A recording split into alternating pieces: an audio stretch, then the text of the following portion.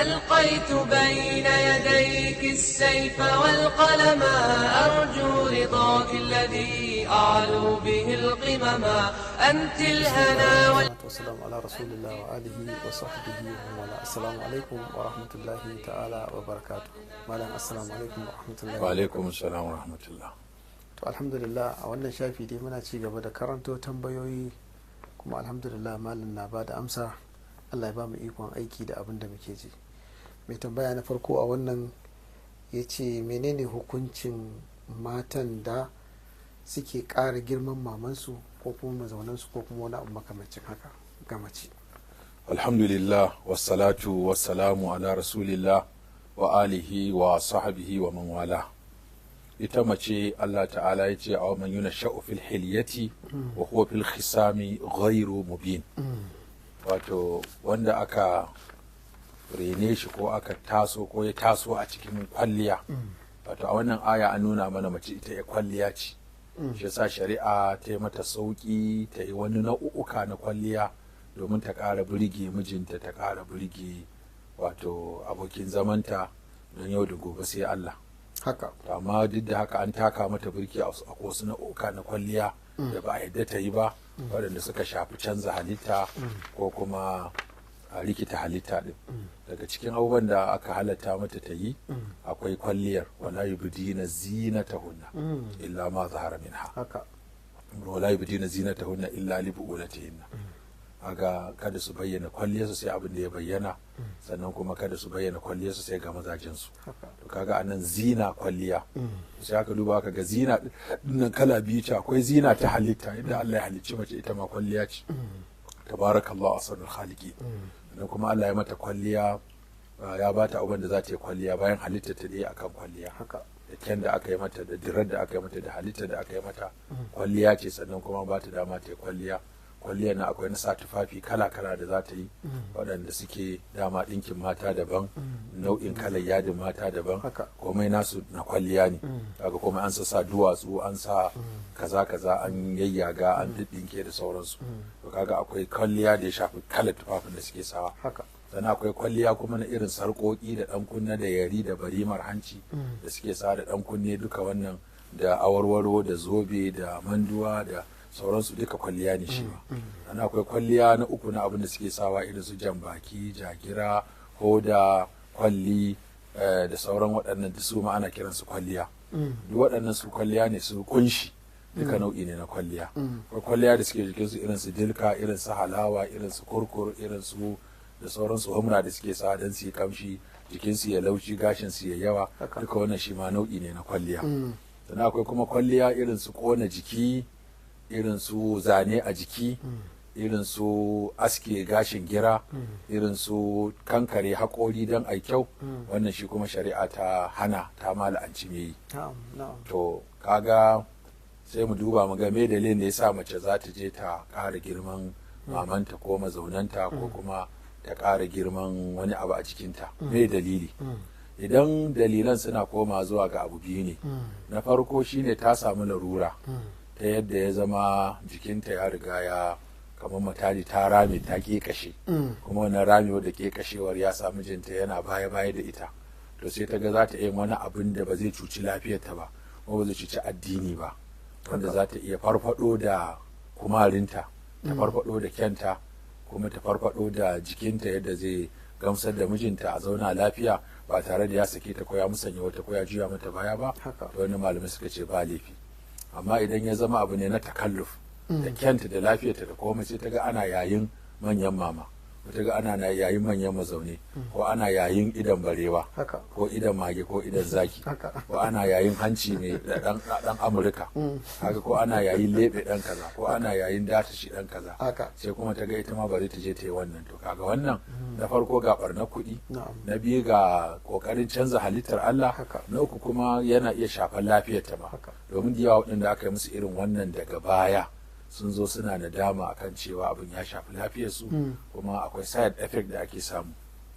Amma idan abu ba shi da side effect, kuma an yi ne don miji ba don ai karuwanci ko don aje a ja hankalin maza a ofis ko don ai karuwanci ba, don a burge miji ne a ƙara jan hankalinsa ya daina kallon na mata a waje.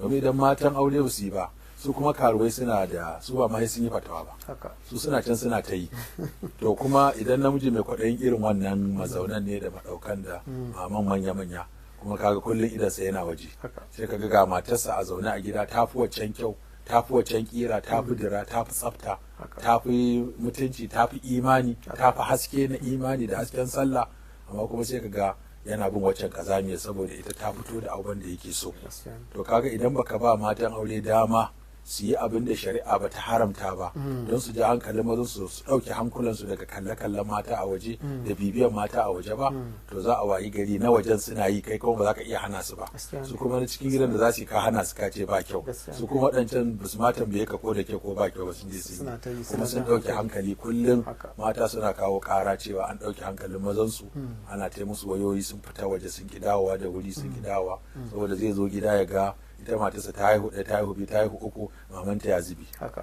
ta haihu kaza kaza kaza duk ta kuma duk shi ne da 'ya'yan da shi da 'ya'yan da wahalhalun aikin gida da bacin ransa da bakin cikin sa ne ya sa ta zuzzure haka Allahu ta lalace Allah kuma sannan saboda rashin kwanciyar hankali da rashin jin daɗin rayuwa da take yi duk ta da kyanta da komai amma duk baki ya abin nan to kaga baka bata dama ta dinga yin kwalliyar da ba wacce shari'a ta hana ba to wannan zai bata dama ta farfado da mutuncinta da darajarta a gida tunda yanzu mutane ba tsoron Allah suke da shi irin na da haka mutum zai auri mace da tsufanta da yarintarta da lafiyarta da kyanta da ƙarfinta ana nan karfin zai kare kyan zai kare kuruce za ta kare farin zai kare kuma saboda imani da tausayi zai zauna da ita haka dan ya san a gidansa kyan ya kare a gidansa kuruce ta kare a gidansa lafiya ta kare a gidansa komai ya kare shi ya karar da abu mashi da 'ya'yansa so ba zai ji kyamar zama da ita ta kai wannan yanayi ba amma yanzu karancin imanin maza ya sa da mace ta kamu da rashin lafiya ko ta tsufa ko ta yi baki ko ta yi tamoji ko tsufa ya fara dira a kanta da sai kaga an juya mata baya ko dai a kore ta ko a juya mata baya ta zama abin da ke kira a dalakul ma'anawi ya salam ana zaune amma kuma kamar an rabu ne ba wani haƙƙi da take samu na aure kawai tana zama ne saboda ka ta fita 'ya'yanta su tozarta haka to kaga irin wannan zaka iya ba su dama domin su dinga fito da dabaru waɗanda an tambayi masana sun ce ba zai cutar da lafiya ba haka sannan kuma ba abu ne na takalluf wato ana da shi a ce sai an ƙara shi ba a'a, ya kai munzalin da abin ya yi baya da yawa ko zai lalace da yawa to kaga wannan farfado da ƙuruciya ba laifi bane idan zai inganta zaman aure haka haka to Allah ya datar da mu a nan mu mai tambaya tana tambaya ko kuma mai tambaya yana tambaya yana cewa haƙƙin saduwar aure shin mace a kwana nawa ne ta zama wajibi sai an kusance ta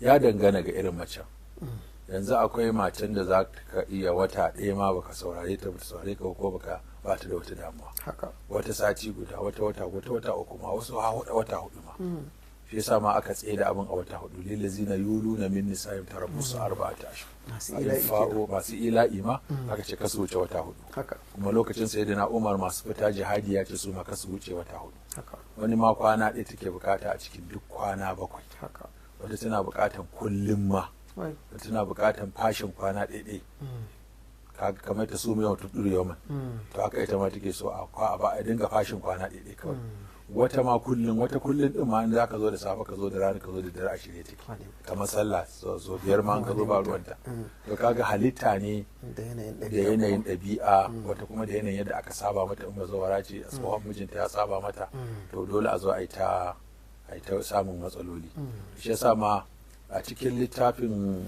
Rawdatul Muhibbin na Ibn Qayyim ya kawo wata kissa na wani tabi'i da ya ta aure matan suna fita ya salam yi ta aure matan suna fita haka rasa dalili to da mutane ba ruwansu da gidan kowa je ta gabansa to amma daga ba sai wani tambaye sai ce ai shi har yanzu bai samu macen da ta yi daidai da shi bane to saboda haka sai kuma ita kuma akwai ta tabi'a ita ma tana ta aure tana fitowa ya salam ita ma kuma ashe matsalar ta ita ma bata samu wanda zai iya gamsar da ita ba haka har dai aka samu labarinsa shi gashi can yana ta aure matan suna fita ita kuma tana ta yin aure tana fitowa to sai aka gano buƙatar da ke fito da ita da shi ko buƙatar da ke sake rabuwa da matan iri ɗaya ne to sai aka gabatar masa da ita suka yi aure tunda suka yi auren sai aka ji tsirba ta fito ba shi ko bai sallame ta ba saboda ya samu a daidai da irinsa, ita ma ta samu daidai da irinta.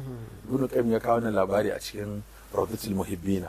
Saboda haka kaga shi kansa wannan abin bukata ce, kamar yadda wani yana cin abinci da yawa, wani yana da shan ruwa da yawa, wani yana da magana da yawa, to haka nan ma halittar wato mutane take dangane ga sha'awa. So an samu daidaito shine zaka ji an zauna lafiya. Bisa ba ruwanka da dalilin da ya samu ta ya saki matarsa. Dalilai suna nan boyayyu waɗanda na gano sun fi 30 wanda suke sa a rabuwan aure. Ko ba abu ne da za ku zuzuta su a rediyo ko a talabijin ko a kai.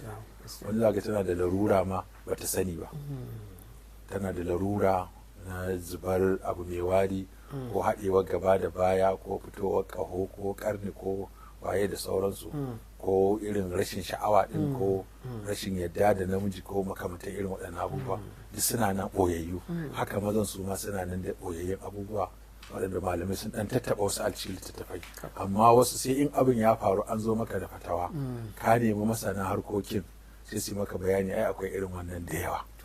Suna nan da yawa, ɓoyayyun dalilai ne da ba rashin ci bane, ba rashin sha bane, ba rashin sutura bane, ba rashin magani bane. Sai a yi ta mamaki to ya aka yi suka rabu, to wannan ya aka yi din, wani a zagi mijin, wani a zagi yau mata. wani a zagi mata, amma da za a ji dalilin za a ga an sa wa mijin albarka ko an sa mata albarka, wanda ya fito din ko wanda ya rabu da ita za ka ji cewa lalle ma yayi kokari da har aka ɗau lokaci ba ai kaza ba.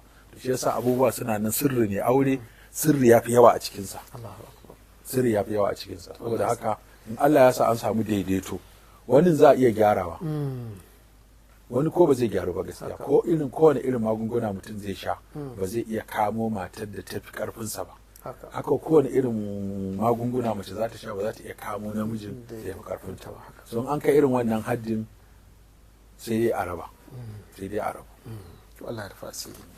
To wannan ma ta yi kama da waccan dangane da shekarun aure. Da yawa nakan ji program na malam da kuma waɗansu malaman cewa a daidaita kusan shekaru don kada ya kasance an kwaro ne. To kuma samarin da suke auren bazawara ko bazawarar da take auren samari, to malam wani irin jan hankali zai ana? Shi aure ba laifi ba ne a yi shi da kusancin shekaru ko da nisan shekaru.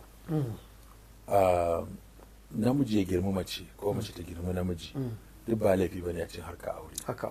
Shi abin da ya sa aka fi son kusancin shekaru, akwai kusancin shekaru za ka ga an tafi tare ne an tsufa tare, ba a ɗaya a baya ba. Idan ya zama tsakanin shekarun bai wuce 10 ko 5 ba, to za ga cewa tare ake tsufa. Idan kuwa shi yasa za ka ga ai mafi yawa in kana duba manyan ƙasar nan za ka ga kowa babarsa tana nan da rai. Mafi yawa sai ka ga baba ne yake rasuwa. To da auren da ake da shekarun akwai nisa, tsakanin miji da mace kai 20 ko kaza. To da haka lokacin da ya kai 70 za ga ita tana 40 ma, ta kila tsakanin su ya kai 30, ko kuma lokacin da yake 70 za ga ita tana 30 ma, saboda tsakanin su ya kai 40. Don haka abin da ya shafi bambancin shekaru ba matsala ba ne idan an yi shirya abin. Mace ta girma namiji ba matsala, namiji ya girma mace ba matsala, amma shekaru su zama mafi kusa shi ya fi daɗi a tafi a tsufa tare. Wanda za ga lokacin da ya tsufa shekarunsa ya yi nisa, ita kuma mace a lokacin take tasowa, ko kuma ita ta riga ta tsufa shi yana tasowa. To idan ɗaya ya kasa wadatar da ɗaya a daidai irin wannan lokaci shine za ga rigingimu sun kai ga rabuwa, ko kuma ka ga ana ta samun matsaloli iri-iri saboda canje-canjen da aka samu na rayuwa. Kuma ciwo yana zuwa, tsufa yana zuwa, ritaya tana zuwa, talauci yana zuwa, kasawa tana zuwa, mutuwa tana zuwa. To sai kaga cewa ɗayan shi kuma a lokacin yake buƙatan abin da yake bukata, shi kuma ɗayan lokacin karfinsa ya riga ya collapse. Da irin waɗannan za ka ga ana ta ƙoƙarin yadda za a tashi, ake ta fito da dabaru. Har turawa ma da ƙasashen turai da ƙasashen Asia da ƙasashen Afirka duk suna da dabaru irin wannan da za ce to shi kenan mutum ya kai lokaci kaza ya za a taimaka masa, a tallafa masa da kaza da kaza da irin abincika da magunguna da yanayin yadda zai zama ya ƙarasa. Haka ita ma macen da sauransu. Wasu kan yi abubuwan da za su rage wa ita matan sha'awa, shi kuma namijin a ƙara masa don su yi daidai. Da za ga irin wannan har operation ake yi a wasu lokuta don a daidaita irin waɗannan. Allah ya satar da mu. To alhamdulillah anan ne muka zo ƙarshen wannan fili mai albarka. Assalamu alaikum wa rahmatullahi wa barakatuh.